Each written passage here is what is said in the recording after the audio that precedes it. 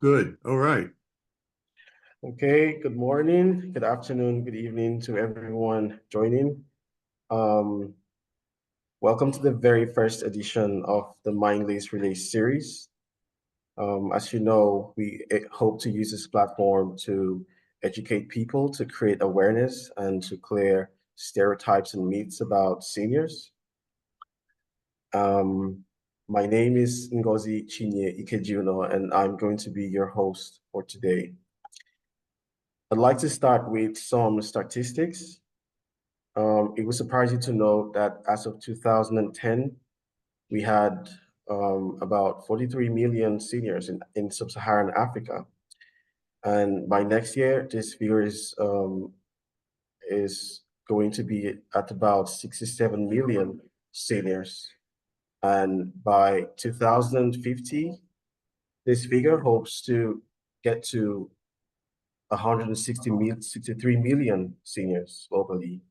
And that tells us that we need to pay attention to our aging population in Africa, and not just Africa, the world at large. Also, a study by the Kaufman Foundation shows that a lot of seniors are no longer interested in retirement, as a lot of them are interested in starting up businesses. Today, we're here to clear a stereotype and a myth that startups are only for the younger generation, and there is no better person to have this conversation with than our very own Paul Tasner, who became an entrepreneur at the age of 66. Good morning and welcome, Paul. Thank you. Good morning. Okay. All right, so I'd like you to make a brief introduction of yourself. And then we can start with the interview while we have some other people joining into the meeting. Sure. I'll make it very brief because I think the part from 66 onward is the important part here.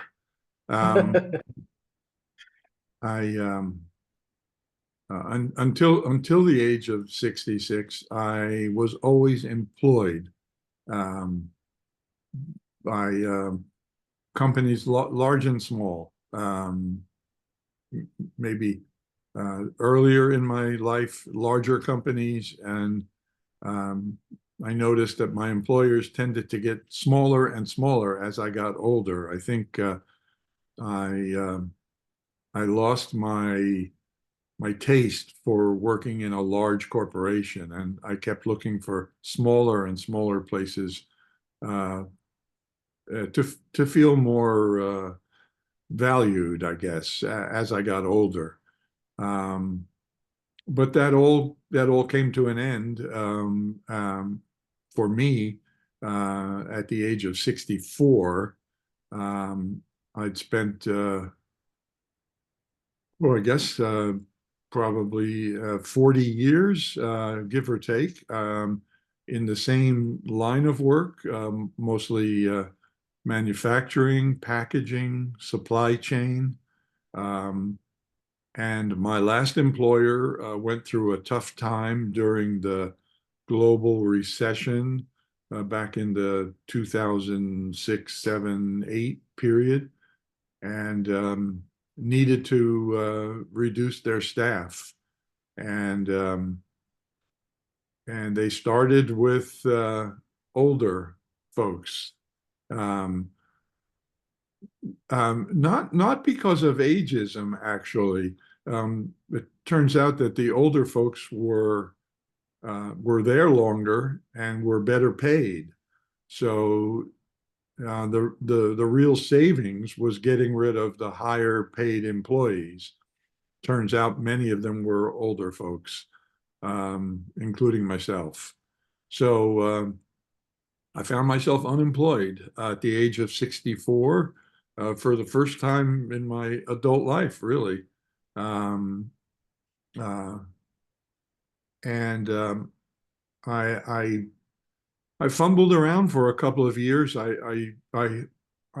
I said, I spent 40 years in the same general industry, so I had a lot of good connections and had made a lot of friends. I never I never made it a practice of burning bridges. So I had good relationships with people everywhere across the US and around the world. And I was able to find consulting opportunities uh, for myself, which might have been fine at some other point in my life, but I realized that this might be sort of my, as we say, like my last hurrah. Um, this may be my last chance to get it right, so to speak. And I wanted to do something more special. And I always wanted to do something entrepreneurial, but I didn't have the guts. Um, and the longer you work for someone, the higher your salary becomes, and it's harder and harder to find the guts because you're paying bills, and um, it's just frightening, I guess. And it was frightening for me too. But but being thrown into unemployment as I was, and realizing that this was maybe my last chance to get it right, I better do what I've been yearning to do. At least give it a try. I still needed to earn a living.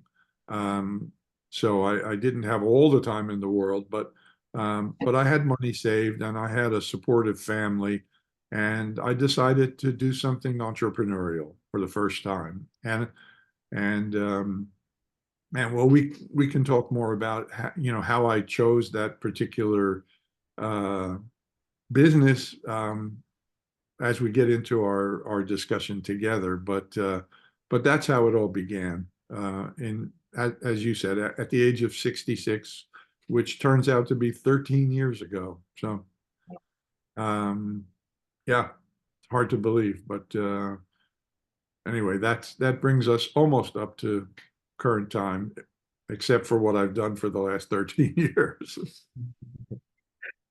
But Right. I'll share more about that as we discuss this with each other and with All right. with everyone actually. Okay, great. So I heard you talk about starting the business at the age of 66. That was 13 years ago. I'd like to know if this was driven by passion. So you chose a niche to start a business. How did you identify your passion and turn it into a profitable venture? And what advice would you give to seniors trying to find their own purpose? Good. Well, that your question helps me answer the part I left out is what I chose to do. Um, I learned some interesting things in making those choices. Um, I I didn't have a particular passion. At least I didn't have a passion for doing something different than what I had been doing. Um, you know, I didn't want to start making custom made guitars or, you know, learn opera or something. I mean, I didn't have a passion for doing something completely different. Um, what I wanted to do was find some niche in the world that I was working in that really appealed to me, that was interesting and promising, and that kind of became my passion. And I found a very small segment of the industry that I wasn't incredibly well versed in. It was pretty new to me as well, but I brought a lot of general knowledge to it. I brought an area of the packaging industry that I had just begun to learn about in my work, um, and felt that that was where the future of packaging was going. Um, and it was really replacing plastic as much as possible. And that became my passion, though. That became my passion. And uh, and I did have some advantages because I had spent a whole career in that industry. not that specific segment, but that general industry. So that gave me a great foundation. I mean, a much better foundation that, for instance, if I did have a passion for building custom-made guitars, I would literally be starting from scratch. Having never done it, but just being excited about it, that wouldn't have been enough. I mean, that would have been quite an undertaking to jump into something completely unknown to me. So it was comfortable to do something that was known to me, at least in some way. And I did learn something really fascinating about um, going into an area that you're already familiar with. Um, there might be a tendency to think, well, been there, done that, it's not that, not at all. When you're doing something for yourself, even if you're doing the same thing that you've been doing your whole career for somebody else, when you're doing it for yourself, it becomes exciting. As much as you may have disliked your last job, um, even if you're doing the same thing for yourself, it's a whole different story. It's because it's all about you and your success. And, um, you know, jobs get complicated. It's who you're working for and other grievances. Everything gets mixed together, and you forget what it is you dislike about it or what it is you like about it. Um, when you're doing it for yourself, it's a whole different story, and it becomes very exciting. Even the most mundane parts of it are exciting because it's for you. Mm. So anyway, I hope that's responsive to your questions. Absolutely. Yes, yes, totally. I'd also like to know, because you spoke about being in an industry and venturing into a business that was related to your previous experience. So I'd like to know, is there a unique skill or experience that seniors bring to the entrepreneurial landscape that younger entrepreneurs might not? Um, if you're making a change into something entrepreneurial, say at the age of 65, or I mean, whatever you had done up until then, no matter what it was, you're bringing all that experience. Now, you may say, well, I spent 40 years building fences or something. Well, what could that possibly? How could that possibly value me in my next endeavor? You'd be surprised. You learned a lot more than just putting up a fence. I mean,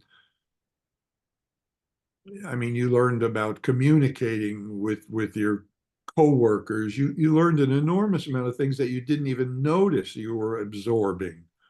Things that maybe things your boss was struggling with to keep the business afloat and be able to meet his payroll, every Friday or whatever. You absorbed all of that during those 40 years. So that's not something a 25-year-old can bring to the game. Um, and so you can't um, underestimate all that experience. No matter where you got that experience, it's still valuable to whatever it is you intend to do as an entrepreneur. Okay. So how did that personally help you to navigate your way through the entrepreneurial journey? Well, there's still a lot to learn about running your own business. There's no question about it. But um, I, the softer skills about communication and those, I think, when an older experienced worker starts a business, um, they've learned how to do that much better than a younger person in general. I don't like to make huge generalities, but in general, I think they've learned how to do that much better, how to communicate, you know, persuade people, all the, I guess, call them the softer skills. Yeah. And those are incredibly important when you're building your own business. Um, I think we've probably all seen examples of young entrepreneurs who are, I don't know, I don't want to be unkind, but I mean, they're like hotheads, you know, they really don't know how to talk to people. They're very smart. They had a great idea or they invented something amazing, but in order to turn that into a business, they just don't seem to have the skills to do that. And they have to, if they have a board of directors or something, the board really, you know, kind of forces them to bring in an older, wiser head for some stability and to teach them how to how to communicate, how to really build a business instead of just barking and screaming and working 23 hours and expecting everyone else to work 23 hours. Um, it's just something you learn as you get older, I think. These skills, life skills. Yeah. All right. So I'm very curious. Do you have young people in your team? Um, well, yes, one. But he's related to me. He's my son, Ah, uh, okay. and and he's not one of those hotheads at all. He's fantastic, and he's not working full time at the moment, but whatever time he does participate, it's been extremely valuable. And you know, maybe he'll want to take on the business himself, you know, in a few years. Maybe not. Um, Mm. just working alongside of him is very exciting for me. The other folks who are involved tend to be older, you know, middle-aged or older. I mean, nobody as old as me, but they tend to be older. Okay. All right. So there is another myth that we'd like to clear. Um, a lot of people believe that seniors are not very good with technology. All right. And in the business space today, we know we need technology to thrive. All right. So I'd like to know, what role has technology played in your business, and how have you adapted to the new tools and platforms as a senior entrepreneur? Right. Well, there may be some truth to the seniors are not as comfortable with it, but I would say maybe that's because we don't spend all day on our phone. Yeah. uh, um, seriously, though, the the technology that's most valuable to us, excuse me, most valuable to us is th those software, those applications that are critical to efficiently running a business, whether they be financial accounting software, um, customer contact software, um, you know, learning, learning, learning to be comfortable building spreadsheets, you know, beyond just the very basics, learning some of the more advanced tools of spreadsheets, um, presentation software. You know, when I started the business, PowerPoint was the, you know, the kind of the big elephant in the room. Everyone had to learn PowerPoint if they wanted to do a pitch or something. But now there are other, you know, presentation software packages using AI that are so much more elegant and beautiful than PowerPoint seems almost primitive compared to some of them. Um, we don't use them to a great deal, but it's still good to know about them and to be able to use them if we have to. So I guess most of the technology that we've had to become familiar with is the applications that are important for running the business, not excuse me, not necessarily the technology around the manufacturing of our products, because we outsource the manufacturing to 3 different manufacturing partners, and they're responsible for the manufacturing. Now, we know a little bit about what they do because it's important to know what they're doing, but we're not responsible for that technology, and so we're not expert in it. But we know enough to be able to ask questions when things go wrong or whatever that case may be. But mostly the software, the applications, critical for running a business. And those keep upgrading all the time, and we stay current with them. All right, thank you. Everyone knows the importance of business. All right. I lost you there. All right. Everyone knows the importance of mentorship. Oh, yes. Yeah. And when I listened to your TED Talk for the very first time, I was running my MBA at the time, and I heard you mention that you couldn't reach out to the young folks who were in business because respectfully, you had to choose their age. So yeah, so have you had mentors along the way, and how important do you think mentorship is for senior entrepreneurs? Right. Well, I was trying to be humorous in the TED Talk, but I did mean that. I mean, I didn't feel there was enormous value in well, let's put it this way. I didn't feel there'd be as much value in reaching out to a young entrepreneur as there would be to an older entrepreneur. I mean, I could relate more to the older entrepreneur. The young entrepreneur, I'm sure, would have a lot of valuable information for me, no question about it. But in terms of being able to relate to somebody on on a really emotional level, an older entrepreneur would be my first choice. I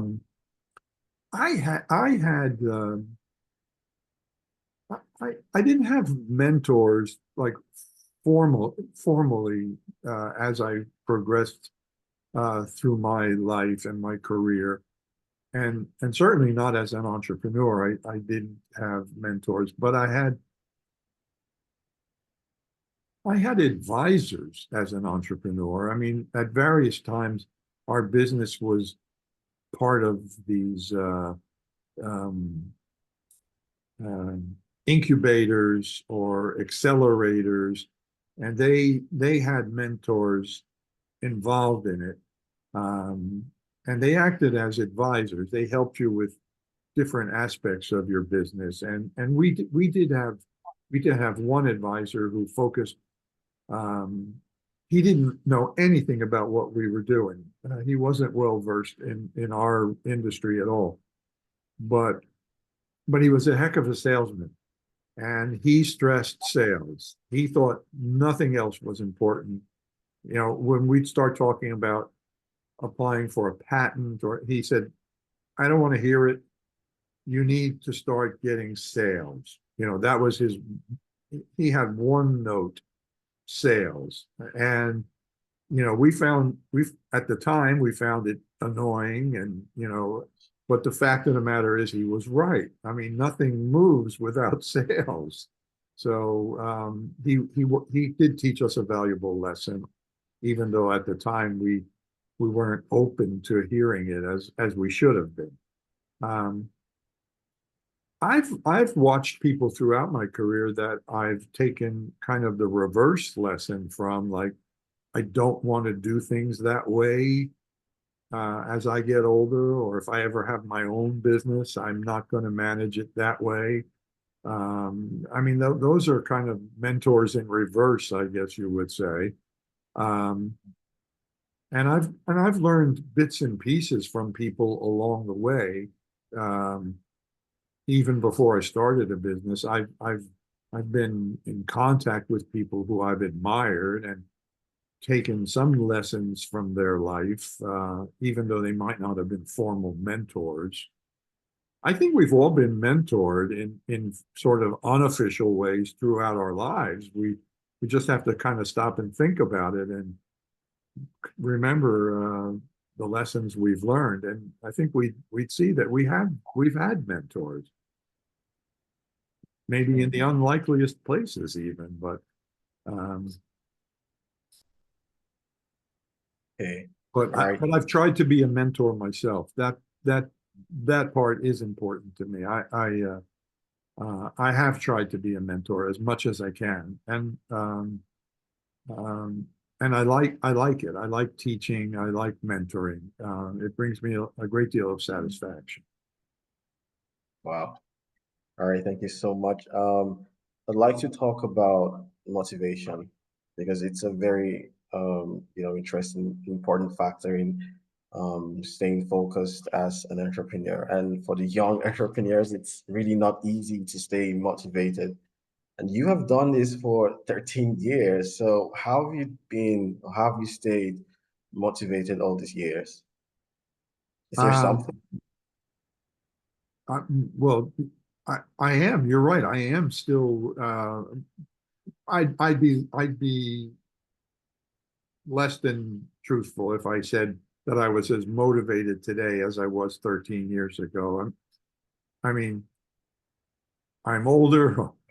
I get I get tired more easily. I mean, I think it's only natural. I've lost a little bit of spark. There's no question about it. But I don't give myself a hard time for it. I mean, it's been 13 years, but I haven't lost my enthusiasm, not at all. Um, I'm still excited to get up every day and check my inbox and see if somebody's responded or if we have a new inquiry for business.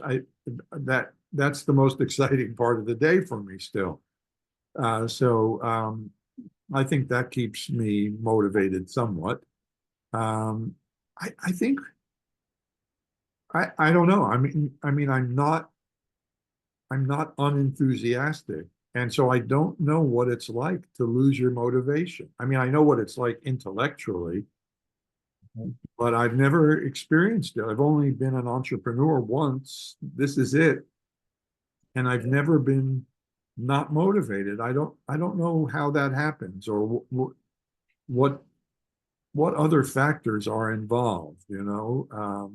I've got to believe there are other things that are pressing on you that cause you to lose that motivation because the business itself, um, if it's still alive and well, is pretty exciting.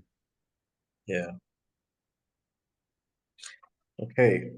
So another interesting topic, at the beginning of this interview, you spoke about venturing into something that you were familiar with. Okay. And I've spoken to a couple of seniors, and one of the major topics is what to go into.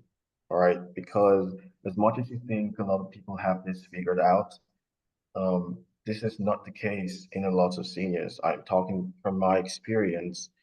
So, are there any insights that you'd like to share on how seniors can identify viable opportunities, business opportunities to venture into after retirement, whenever they choose to go into entrepreneurship? Well, I mean, it was a little, it was still difficult for me. I mean, I at least I had identified a general area that I was interested in. And, um,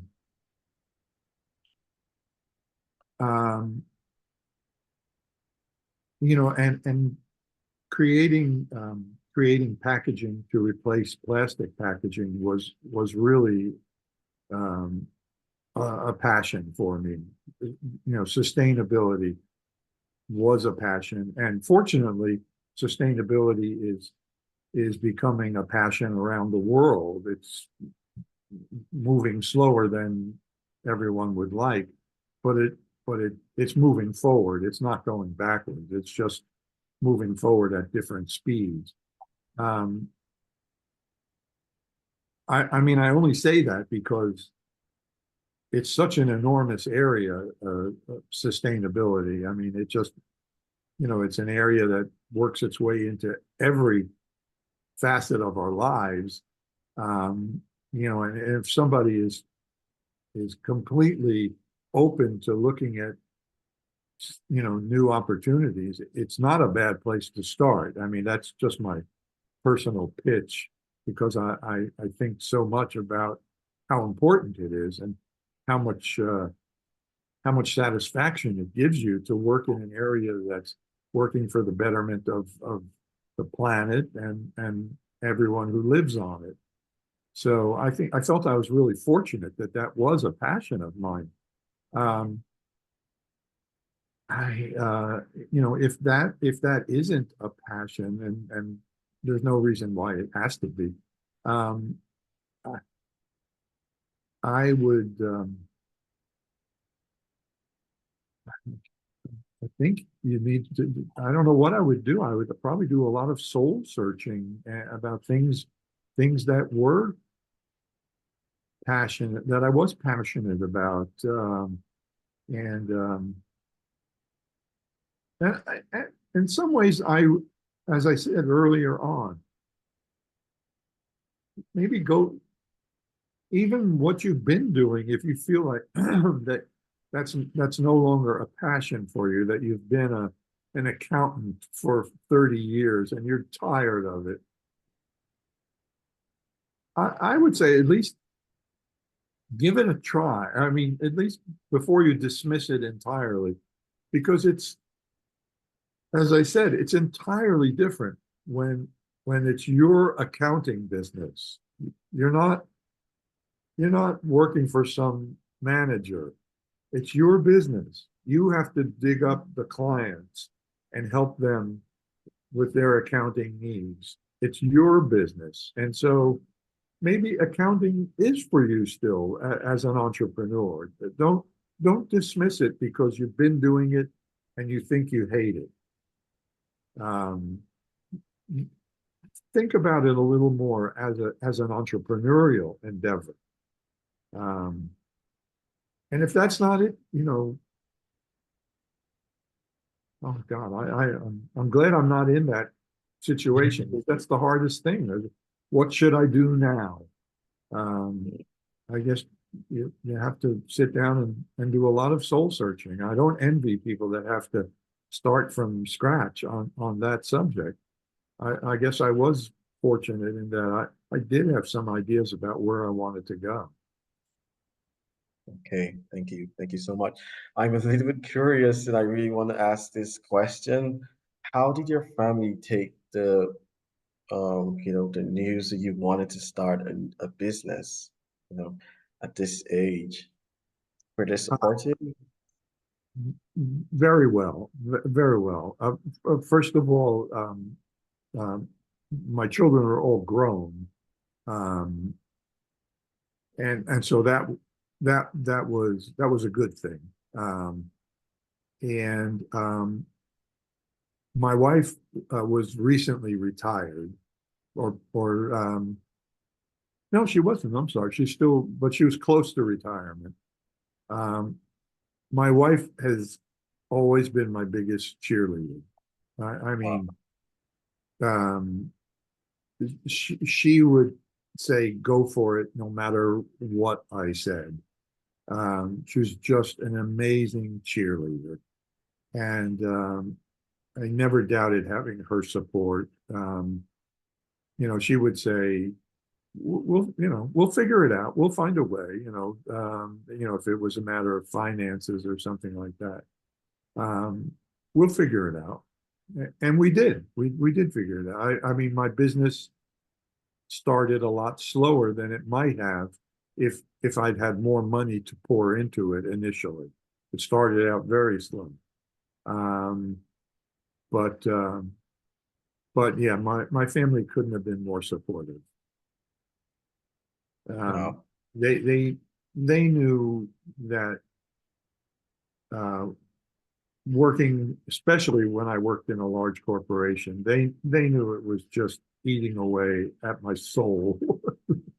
That, you know, it just, as we say, it just wasn't a good fit. But I didn't know that. I didn't know that, you know. I Yeah. jumped in and was excited at first. All right, which brings me to the next question. How do you balance your entrepreneurship with other aspects of your life, like family, health, and social connections? Because I know it's very possible that right now you have grandchildren. So how do you handle all of this?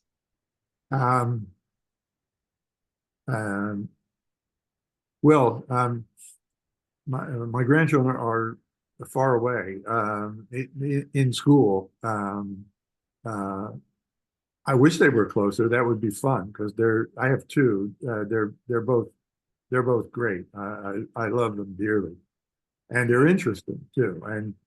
Um, and by the way, they constantly tell me um, how much what I've done inspires them, which makes me feel absolutely wonderful. Um, so, so the fact that what I'm doing is not lost on them at all is really important to me. Um, I would say at first I did spend an inordinate amount of time on the business. You might say too much, but it what it was what it was. I felt like I wore 10 different hats, as they say, and I spent all day, every day on the business, and you know, probably not a healthy thing to do, but that didn't last forever. It lasted a long time, but it didn't last forever, and eventually it became more comfortably integrated into my life. I wasn't punching a time clock. I wasn't answering anyone's. I didn't have to keep a schedule that somebody else set for me. I didn't have to show up at 9 and stay till 6. I mean, it was my business, you know. Um, and and I integrated it into my life in a way that I was still able to do things, you know, do things with my family, or you know, go out in the middle of the day, go shopping, or what. I was able to work it into my life in a healthier way. Once we got past the initial frightening startup stage. Yeah. All right. And, So, you know, I could eat healthier, you know, exercise more, all of those things as it became more integrated into my life. wow. All right, that's amazing. I'd like to ask a specific question. All right, so this question is from a friend who is very close to retirement and he really wanted to be in this meeting. He is from Spain, but right now he's at the airport and he's going to Boston for a meeting, but he really wanted me to ask this question, and this is me telling the audience to feel free to ask questions. And I will be on your behalf asking um, Paul Tasner this question. So he wanted to know if you encountered any age-related biases when you started your business. Yes. It's a great question and an obvious question too. I did, but they were very specific. I encountered uh, age-related bias when when I attempted to raise money at the beginning of the business. I wanted to raise some money, not for manufacturing. Uh, that was going to be outsourced. But even when you outsource your manufacturing, you still have other challenges, sales, marketing, all kinds of promoting your business, trade shows. You still need money to get a business promoted and off the ground. And I did go out in an attempt to raise money, and I was unsuccessful. Some people told me straight out they didn't want to invest in somebody my age. Wow. Yeah, they were pretty frank about it. Um, Others, I'm sure, felt that way, but weren't as brutally candid about it. Um, but I mean, that was a key area, no question about it, because it really impacted how I started my business, not being able to use money that I raised. But I will say that is the only area where I have encountered age-related bias. Once I started the business, however small it was, I never experienced any age-related bias at all. Not that I know of. My potential customers or customers have never been concerned with that. They've never said anything about that. They're they're interested in getting their products quality, on time, valuable for the price they paid, on the terms they've agreed to. That's what they care about. They don't care how old I am. Um, Looks like your screen has froze. Oh, there you are. Okay, your screen froze for a while. Did you hear my answer? Did you? Yes, I did. Okay. Yes. Um, as far as customers are concerned, never any concern. As far as suppliers, my manufacturing partners, again, they don't care about my age. They want to make sure I pay my bills and I keep bringing them more business. And as long as that's all happening, we're good. So I haven't experienced any age bias since the very early days when I was trying to raise money. But that's still a critical area. Okay. All right. So I have a question, a private message. Oh, okay. So we have a question here. This is Luis from Spain. Says good afternoon. Okay, he says, okay, so this is to you, Paul. Good afternoon from Spain. Congratulations for the interview and thank you for offering it. My wife and I have found your example very inspiring, Paul. Thank you for sharing it. We would like to ask you, what is the most important thing when it comes to entrepreneurship? Context, luck, or experience? And one more question. You said you don't feel enthusiasm or passion. Where do you find the strength to undertaking this way or live with so many poise to much peace? There. Thank you, Luis. Well, I apologize if I conveyed that I don't feel enthusiasm or passion. I said that my passion may have diminished over the years, but it's been 13 years. I still feel an enormous amount of enthusiasm. So I apologize if I sent the wrong message out there. Um, what's the most important? What's the most important? Um, I can look at this question too here. Okay, yeah. Contacts, luck, and experience. Um, well, contacts and experience were critical, absolutely critical. I would put luck a distant third in that group of three things, but contacts and experience were absolutely critical. Wow. Okay. All right. So, like I was saying, I have a private message here from a young entrepreneur, and she's asking, um, what lessons from your journey would you share with younger aspiring entrepreneurs who seek to build businesses that include seniors in the target market? Okay.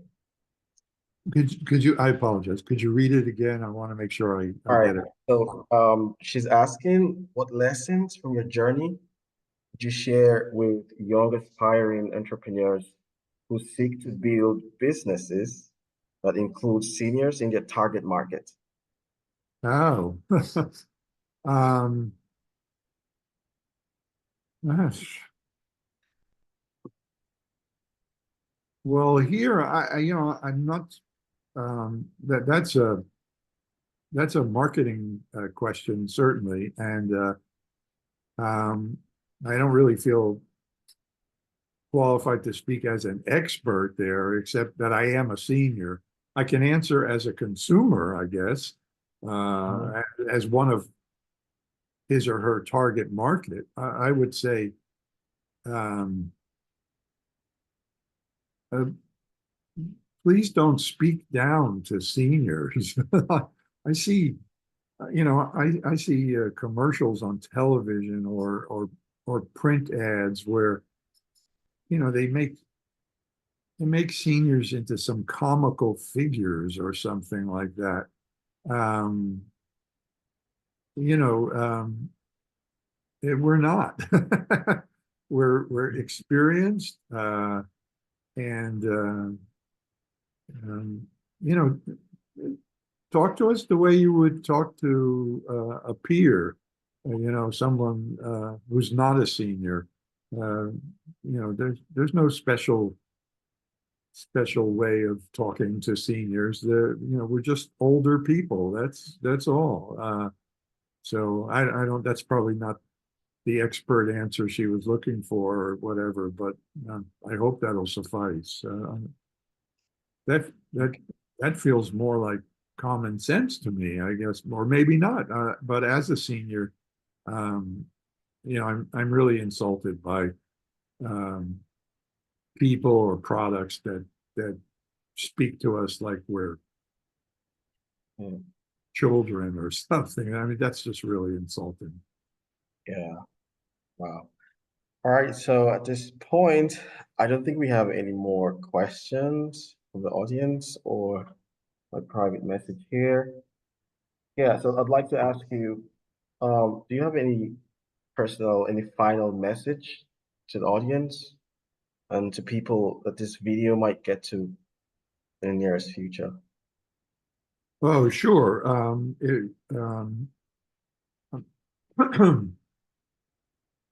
I, as I said earlier, I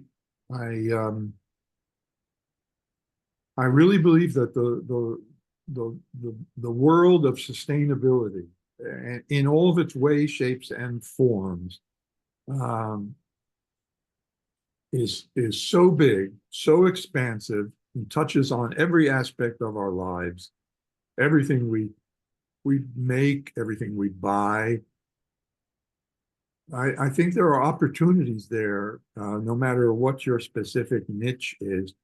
If you look deeper and see what the opportunities are as they relate to sustainability, and just a personal pitch that it's a wonderful, fulfilling area to work in, no matter what corner of it you choose, or um, and so. But that's a personal pitch for, you know, if I was giving career advice to somebody, you know, that sort of thing. Um, um, all of the cliches are actually accurate, like don't ever give up, keep plugging away. I know those are huge cliches, but they're true. Don't give up, keep plugging away. Mm. Um, you know, every day will turn out a little differently than you anticipated. You never know who you're going to meet the next day. Don't don't turn down meetings or events or conferences. You have no idea what you're going to learn when you go there, who you're going to meet, what it may lead to. Don't turn those things down. Try everything, especially when you're just starting. I mean, you just need that exposure. Um, and don't give up. keep your passion. Eventually, eventually you'll land on something, and you'll be glad that you stuck with it. I know these all sound like hopeless cliches, but they are true. They are true. They were true in my case, they're true in others. I've spoken to others. Okay. All right. I think we have one more question. So yeah, I saw something pop up there. Okay. Rita from Nigeria. My question is, can location be a barrier to starting a business? Because as an older person, moving from one location to another can be a bit difficult. Uh, so I want to know if starting a business from the comfort of your home is advisable. Um, I would say not just advisable, I would think it's important, especially as an older person who's established their roots and absolutely.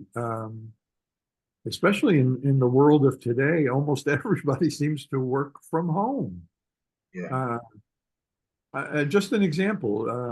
I'm in New York. We have a potential new customer that's also based here in New York City, um, just a few blocks from where I live. And they asked if we had some samples of the work that we do. And of course, we keep a big storage of samples because that's what everyone wants to see. What's your stuff look like? So I said, sure, we'll get some samples over to your office. And I decided to bring them myself. I thought it might be interesting. I might bump into somebody there, or whatever. So I became the delivery person of our samples. I went to that office building where they're located, 56 stories in Midtown Manhattan. I didn't see another soul in the building except at the reception desk. And I was on several different floors looking for their office because I got bad information about where they were. I didn't see another living person in that building. Everyone is working from home. Um, I think the pendulum has swung completely the other way. Um, but that's not the point here. The point was she should stay in her home, start her business from home, and I think I think that's a smart move, especially for starters. Absolutely. You can always Okay. relocate once your business is up and running and successful and whatever. But for starters, yes, work it from home. Okay. All right. I think we have a message. From El Salvador, is that it? Yeah. I'm Grisha from El Salvador, and I just want to thank you for breaking stereotypes about age and entrepreneurship and inspiring us about the importance of doing what, oh, Yeah. it's it's not a question, it's a compliment. And I thank you very, very much, Grisha. All right. So I think at this point, like I promised, that we were not going to keep this for more than an hour, but we're very grateful for honoring our invitation. We thank you for answering our questions. And if we have more questions, I'm definitely going to slide into your DM. I'm sorry in advance, but yeah, I will be sending some messages. So we thank you very much for this opportunity, and we hope for future collaborations. Absolutely. And I welcome it, and I offer you the invitation if your life's journey ever takes you to where I'm located. Please, the door is always open. And I'd like to think the same is true if life takes me to Nigeria someday. Yeah, absolutely. All right, thank you so much. Thank you Thank for you. Thank you, Ngozi. And no thanks to the audience for bearing with me. problem. All right, thank you everyone for being part of Myndlace first edition of the Relace series.